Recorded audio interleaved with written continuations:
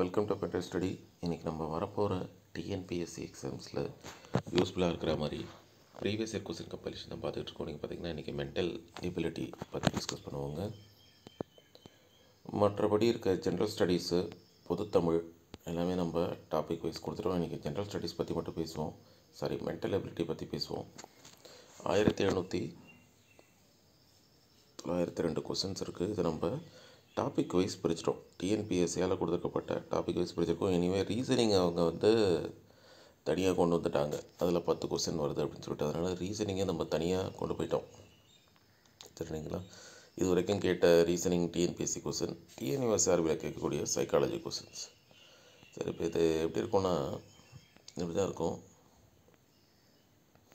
எல்லாத்தையும் நம்ம சால்வ் பண்ணியிருக்கோம். ஒரு இன்ட்டு மாதிரி இருக்கும். கோத்ரூ பண்ணுங்க, உங்களுக்கு புரியும். வெறுமனே இதை மட்டும் கோத்ரூ பண்ணாதீங்க. வேர் டு ஸ்டடியை யூஸ் பண்ணி ஒரு நோட்ஸ் மாதிரி எடுத்துகிட்டு அதுக்கப்புறம் இதை பாருங்கள். அப்போ தான் உங்களுக்கு வரக்கூடிய 25 கொஸ்டினுக்கும் 25 கொஸ்டின் அடிக்கிற மாதிரி இருக்கும். நீங்கள் பிளாங்காக இதை மட்டும் பார்த்துட்டு போனீங்கன்னா மார்க் வரும், ஆனால் கட் ஆஃப் வரவே வராது. சரிங்களா?